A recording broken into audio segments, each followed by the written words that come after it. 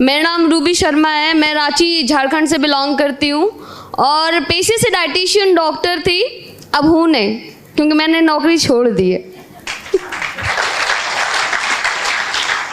अब मैं SLPS fighters हूँ और गुरुजी के नाम के हिसाब से मैं एक शेरनी हूँ। आज से 2 साल पहले मैंने इस बिजनेस को ज्वाइन किया था पिंटू सर के माध्यम से और यकीन मानिए 1 महीना मेरा दिमाग खराब करके रख दिए थे। ज्वाइन करना है, ज्वाइन करना है, ज्वाइन करना है।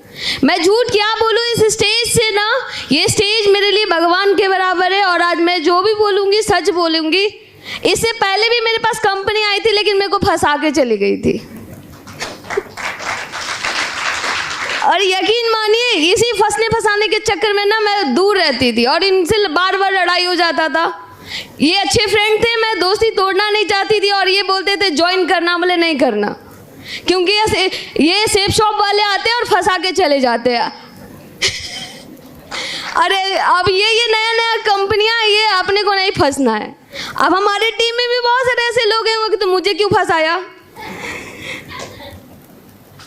अब मैं बात करूं कि इससे पहले 2 साल पहले मैं इस बिजनेस को नहीं करते करते हाँ कर गई और मैं बहुत सोची। यकीन मानिए मेरे साथ कुछ ऐसा होता है तो मैं सो नहीं पाती हूँ, मुझे नींद नहीं आती है और मेरे में एक खराब आदत है, अगर मैं सोच लेती हूँ ना तो मैं धरती को खोद के भी निकाल लेती हूँ। और ये मेरे पापा कहते हैं ये अच्छी भी आदत है, बुरी भी आदत है। अगर बिगड़ गई तो ले डूबोगी, अगर अच्छा हो गया तो उबार दोगी। और मेरे घर वाले मेरे से डरते भी है। अभी मेरे भैया भी आए हुए हैं। मैं बड़ा को बड़ा नहीं समझती, छोटा को छोटा नहीं समझती। जो गलत है सो गलत है, जो सही है सो सही है। मैं अपने भैया को भी डांट देती हूँ। लास्ट में यही चीज हुआ कि सर का हामी कुछ ज़्यादा भारी था तो हम बोले ठीक है, लेकिन 2 महीना से ज़्यादा नहीं, अगर मेरा कोई अचीवमेंट नहीं तो हम यहीं क्विट कर जाएंगे। ये बोले ठीक है डन। अब मेरे पास सोच था ये करते हैं नौकरी, करते हैं 6 दिन नौकरी, 1 दिन मेरे साथ कर क्या लेंगे, मतलब जान छुड़ाने का सबसे अच्छा उपाय है कि नहीं।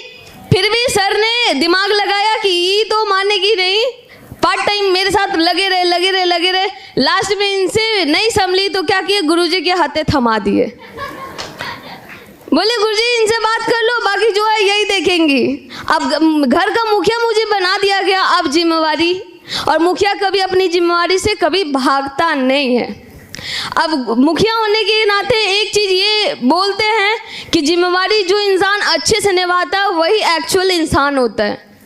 मैंने अपनी जिम्मेवारी को निभाया और मैंने इस टीम को अपने एक सौभाग्य टीम नाम दिया और मैंने इनसे डिस्कस किया कि मैं इस टीम को ना सौभाग्य नाम दूंगी क्योंकि जो भी लोग मेरी टीम में आएंगे वो सौभाग्य से आएंगे और भाग्य से आएंगे। सर ने बोला डन।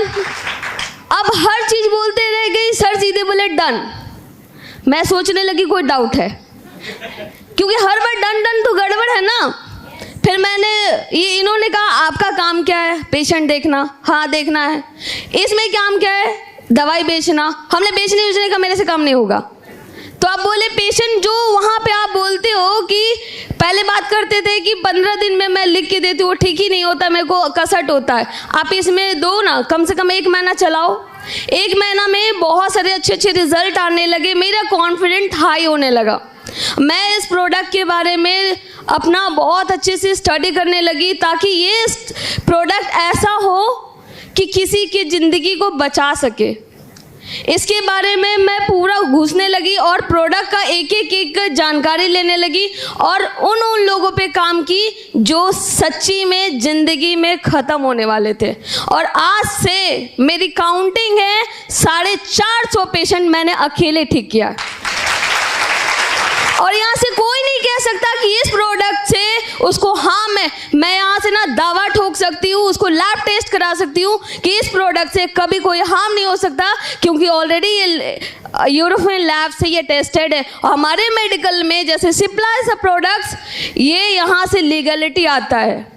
मैं एजुकेशन पे गई, वहाँ पे सर्च की, वहाँ से जानी, उसके बाद मेरे को पता चला जो हमारे संजीव सर हैं ये बहुत ही अच्छा काम कर रहे हैं और ये प्रोडक्ट बनाने का काम कर रहे हैं। जैसे ही मेरा 4-5 कैंसर पेशेंट जो संजू मैडम के माध्यम से भी आया था, कुछ मेरे माध्यम से आया था, मैंने डील किया और एक ऐसा पेशेंट जो मैं हॉस्पिटल में थी वो मेरा नंबर लिया था, मैं उसको बात करते करते डील कर गई और उसके घर जाके देखी। जाने के बाद वो पेशेंट का क्या कंडीशन था, वो पेट के अंदर से वो पूरा पेट फाड़ा हुआ था, मोटा सा पाइप डाला हुआ था और उसमें देखने के बाद ना हम भी हाथ उठा दिए, क्योंकि मैं MBBS डॉक्टर नहीं हूँ, मैं PG डॉक्टर हूँ।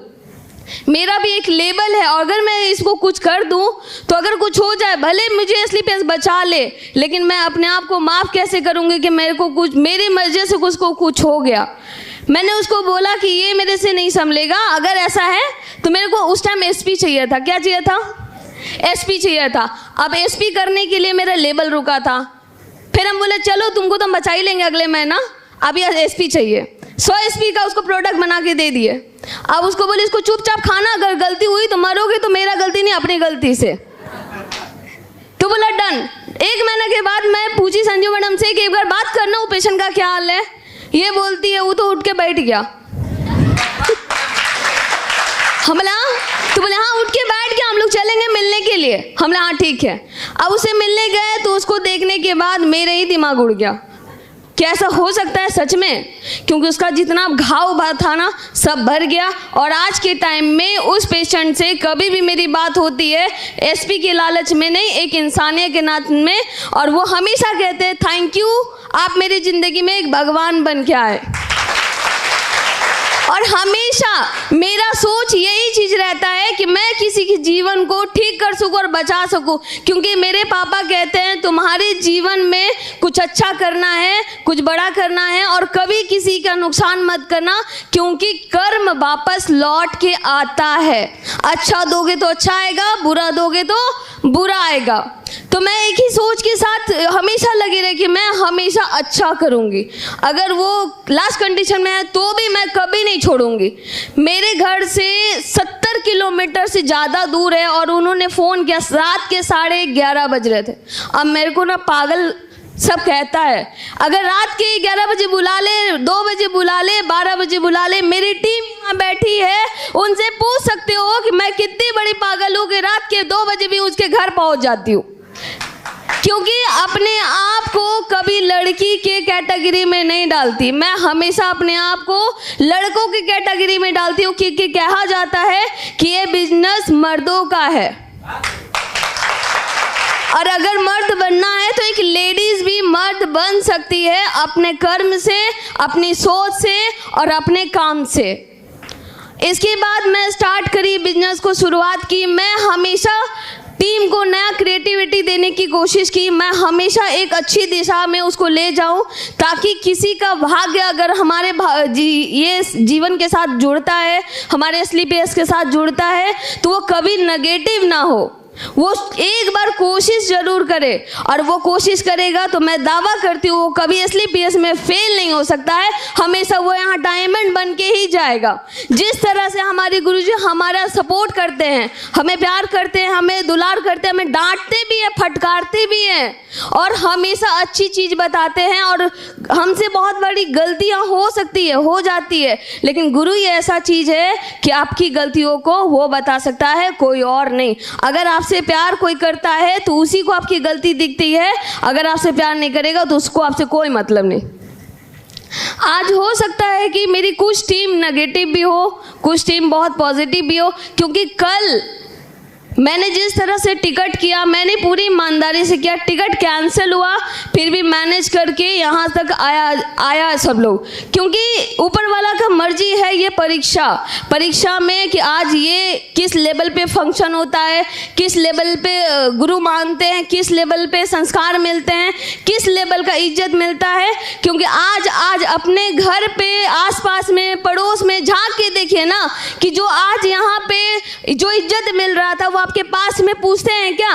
आपको जानते हैं क्या? हाय भी बोलना नहीं चाहते, पूछना भी नहीं चाहते कि तुम खाया नहीं खाया। और बहुत लोगों को परवाह होता है कि दुनिया क्या बोलेगा। अरे दुनिया का यही है रोग कि क्या कहेंगे लोग। बहुत सारे ऐसे लोग भी होते हैं कि जिन्होंने एक बार भी बाहर नहीं निकला है, उन लोगों को भी हम बाहर निकालें, क्योंकि बाहर की दुनिया, क्योंकि जिसके लिए एक छोटा सा अगर कुआं हो तो उसको लगता है वही उसकी दुनिया है, अगर बड़ा कुआं में डालो तो उसको लगता है वही दुनिया है, अगर उसको समुद्र के नीचे डाल दो तो उसको लगता है अच्छा इतनी भी बड़ी है दुनिया। तो हमारी एसलीपीएस इतनी बड़ी भी दुनिया है। दोस्त, मैं भी कुछ आती हूँ, मुझे भी बहुत पेन होता है, मुझे भी दर्द होता है, और बहुत सारे ऐसे लोग होते हैं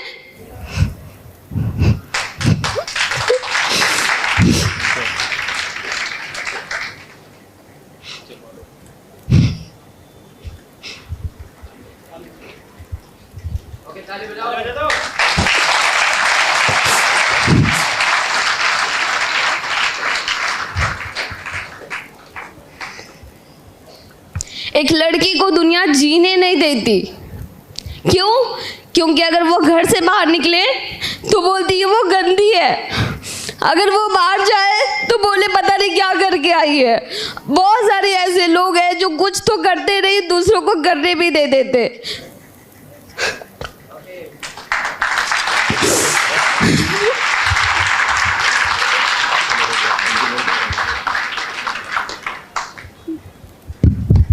तो मैं उन लड़कियों से कहना चाहती हूँ कि अगर दुनिया को अगर फिक्र करना है तो अपनी फिक्र छोड़ दे, अगर अपनी फिक्र करना है तो दुनिया की छोड़ दे, क्योंकि दुनिया कभी अच्छे लोगों की जीने नहीं देंगे। क्यों? क्योंकि वो कभी नहीं चाहते कि आप आगे बढ़ो, वो कभी नहीं चाहते कि आपके पास पैसा हो, और वो कभी नहीं चाहते कि आपके पास कार हो, वो कभी नहीं चाहेंगे कि आप करोड़पति बनो। अगल बगल में जितने लोगों मियाँ मिठू बनेंगे, कभी ये नहीं बोलेंगे कि 2-4 रुपया है तो रख ले। और अगर गलती से अगर पड़ोसी के अगर कार आ गए, या पड़ोसी अच्छा कपड़ा पहनने लग गया, या पड़ोसी एक हाई प्रोफाइल लाइफ जीने लग गया, तो वो पड़ोसी का ना महीना भर नींद उड़ जाता है।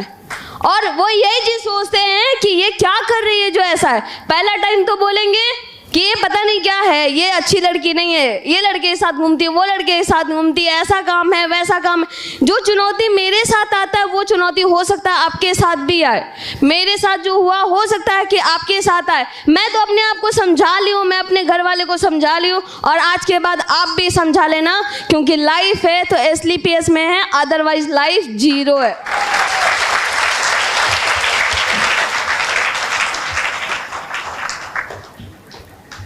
कुछ दिन पहले हमारे साथ ऐसा हुआ था, सर बताए कि कीचड़ पड़ा दिया था, और वो एक ही बात बोला, मैं तो उलझ गई उससे। बोला तेरी औकात है तो तू भी ले ले, बाइक से तुमको घूमने की क्या ज़रूरत है, कीचड़ बाइक से अगर घूमना है तो कीचड़ से क्यों डरती हो। तो उस दिन एक कसम अपने आप में ले लिए कि साला औकात तो आज नहीं है, लेकिन आने वाला कुछ समय में अपनी औकात तो बहुत अच्छी बनेगी, और औकात ऐसी बनेगी कि आसपास के 10 घरों का नींद उड़ जाएगा। मैंने भी अपने घर में कार लाया, पापा को मम्मी को सरप्राइज दिया, मेरे घर में भी तो उन दोनों का नींद भी उड़ गया, साथ में मेरे भैया का भी। उन्होंने कहा पता नहीं कैसे, लेकिन पास में जो लोग खराब बोलते थे ना, वही लोग अच्छा बोलने लगे, और उसके बाद बोले मिठाई नहीं खिलाई। वो मिठाई पता नहीं उसको अच्छी भी लगेगी, मीठी भी लगेगी कि कड़वी लगेगी। हम एक जन को बोल दिए वो मिठाई आपको अच्छा लगेगा, मीठा लगेगा, तो वो पता नहीं क्या बोले हाँ खा लेंगे, हमने पता नहीं अंदर जाएगा कि नहीं। Thank you. और एक चीज़ और कहना चाहूँगी कि आज जो पहले मैं 1 साल 2 साल पहले आई थी, तो ये फंक्शन देखने मैं पहली बार आई थी, टीम के साथ आई थी।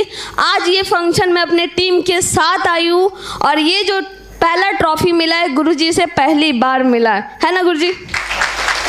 और ये ट्रॉफी मेरे लिए मेरे लाइफ का डायमंडशिप की तरफ ये मोहर लगाता है कि मैं डायमंड बनूंगी। और इसके बाद एक चीज़ कमिटमेंट और करना चाहूँगी, चाहे कुछ भी हो जाए, दिन तो दिन रात तो रात, अपने टीम से नहीं पर भी तो आने वाला 1 साल में 10 सफ़ायर निकाल के लाऊंगी और खुद एक डायमंड बन के आऊँगी। हो सकता है दिन छोटी हो, लेकिन ये भी हो सकता है कि दिन पलट भी सकता है। बोलते हैं ना कि इक्का कब मिल जाए पता नहीं चलता।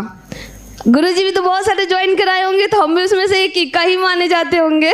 थैंक यू गुरुजी, आपका बहुत आशीर्वाद रहा। एक हमेशा कंप्लेन रहता था कि आप सबके साथ रहते, हमारे साथ नहीं रहते, हमें प्यार नहीं करते। क्यों? क्योंकि आप 7 से किलोमीटर दूर रहते हैं, हमें तो प्यार करते ही नहीं है। आते हैं 1 दिन 2 दिन में चले जाते हैं। कोई भी माँ बाप अगर कोई बच्चे को पालता है और 2 दिन में चल जाता है तो अखरता है।